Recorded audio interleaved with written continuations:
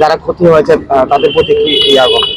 না, এটা তো এই ধরনের, এটা বলা যায় যে এই ধরনের ঘটনা তো সাধারণত দুঃখজনকই হয়। যার যায় সে বুঝতে পারে এটা ঘরের উপর ভিত্তি করে তার সংসার চালানো ইত্যাদি।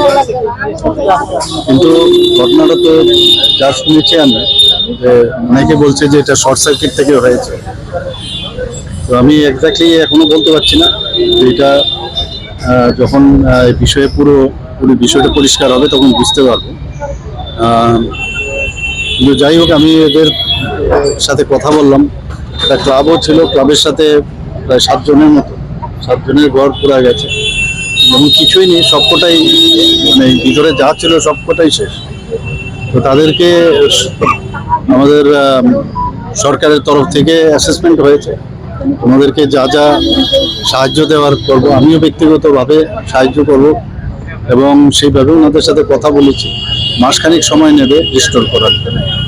ক্লাব তরফ থেকে একটা অভিযোগ ছিল যে নাশকতার আগুনও হতে পারে, সেই বিষয়ে কি তদন্ত করা হবে? যাই হোক, এটা তো হবেই না, এটা তো প্রপার যখন রিপোর্ট আসবে তখন বুঝতে পারবো।